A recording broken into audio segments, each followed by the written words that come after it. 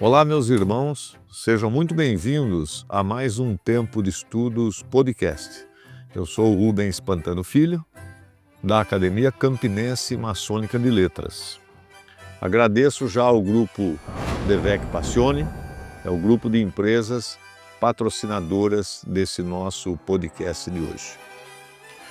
Assim como fizemos nas últimas gravações, hoje também vamos fazer uma homenagem a uma loja do Oriente de Valinhos, uma cidade próxima aqui da nossa Indaiatuba, que é a loja Cedros do Líbano 2. Essa loja ela é filiada ao Grande Oriente do Brasil. Bem, a loja Cedros do Líbano 2 foi fundada em 28 de outubro de 1984. Portanto, já está prestes aí a completar os seus 41 anos. E, para nossa felicidade, ao estudarmos a história dessa loja, é que ela foi fundada pelo irmão Mário Nami, com outros fundadores, evidentemente. Mas o irmão Mário Nami, hoje já no Oriente Eterno, foi o primeiro venerável da loja e também foi ele um dos fundadores da nossa academia e o primeiro presidente da nossa instituição. Juntamente com Mário Nami estavam outros irmãos de ordem, entre os quais também o irmão e acadêmico André Vieira Filho, que também faz parte da nossa academia em Campinas. Bem, primeiramente vamos fazer uma análise do nome, né? Aparece o nome Líbano, a gente sabe que o Líbano é um país na extremidade leste do mar Mediterrâneo, na extremidade, então, oriental da Ásia e faz fronteira com a Síria e com Israel. Bem, o Líbano, na antiguidade, era a antiga Fenícia, né? Os primeiros habitantes do nosso planeta, mais ou menos, são aí de 7.000 a 7.000 anos aproximadamente. E os fenícios corresponde, então, a uma cultura, né, que floresceu durante 2.500 anos, aproximadamente, desde 3.000 até mais ou menos 539 a.C. Bem, na Fenícia e atualmente no Líbano, há uma cidade chamada Tiro.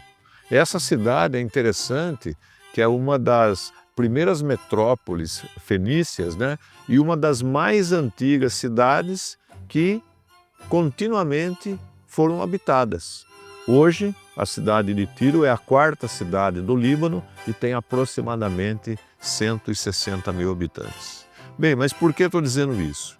Porque no Antigo Testamento, a cidade foi atribuída à tribo de Asser, que era um dos 12 filhos de Jacó.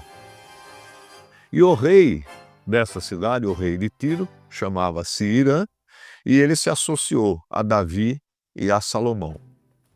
E aí consta que Irã, o rei de Tiro, forneceu arquitetos, trabalhadores, madeiras de cedro e ouro para a construção do Templo de Salomão em Jerusalém.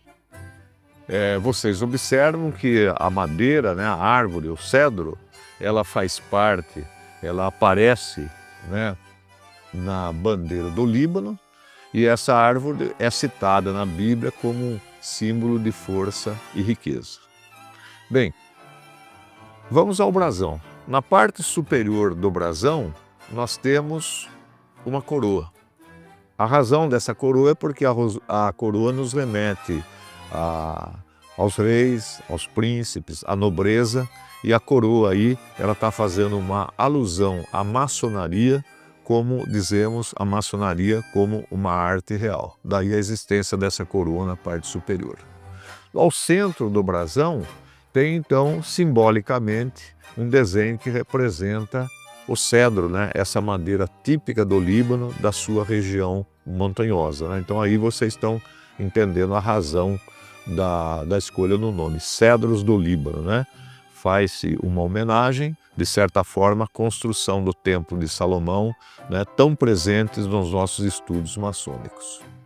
Depois, na parte inferior, nós temos uma faixa que tem uma frase em latim, Igni natura renovartur integra. Em português seria: o fogo renova completamente a natureza. Essa frase consta que é uma divisa dos antigos alquimistas e Rosacruzes, né, da Idade Média, que tiveram muita influência, então, nas histórias, né, da nossa ordem. Bem, aparece também na parte inferior o esquadro e o compasso, já discutido anteriormente em outros podcasts, né? O esquadro representando, então, a retidão, a ação do homem sobre a matéria e sobre si mesmo, né?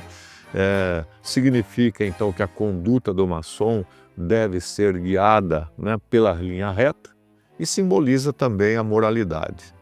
Depois o compasso representa o símbolo do espírito, do pensamento, né, nas diversas formas, né, de raciocínio e também a busca da perfeição. O compasso representa os limites dentro dos quais o maçom deve atuar e também tem como símbolo representando os círculos, representando as nossas lojas, né? Depois nós temos a perpendicular ou prumo, que normalmente aparece perpendicularmente ao nível, né? Uma linha reta na horizontal e o prumo na vertical. Essa linha na vertical com a outra na horizontal, elas formam mais, digamos assim, um T invertido. E ele aparece, então, na parte inferior do brasão, entre o esquadro e o compasso. E na maçonaria, ele é comumente utilizado nos aventais do Venerável Mestre e também dos mestres instalados, né? Alguns irmãos da maçonaria se referem a esse símbolo, o T invertido, como sendo tal uma letra grega, né?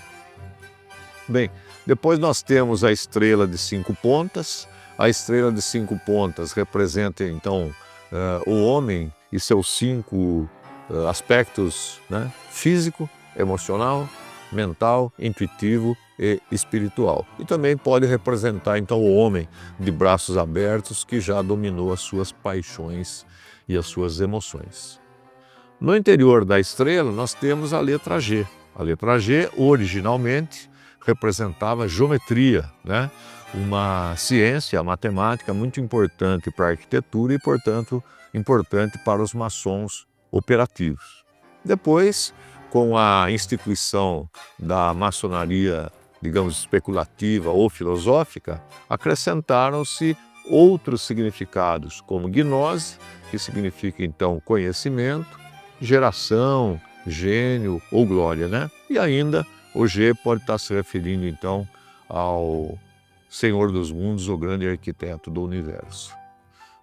O idealizador do nosso brasão foi o nosso querido irmão Mário Nami, que eu já me referi a ele de início, fundador da loja e também fundador da nossa academia.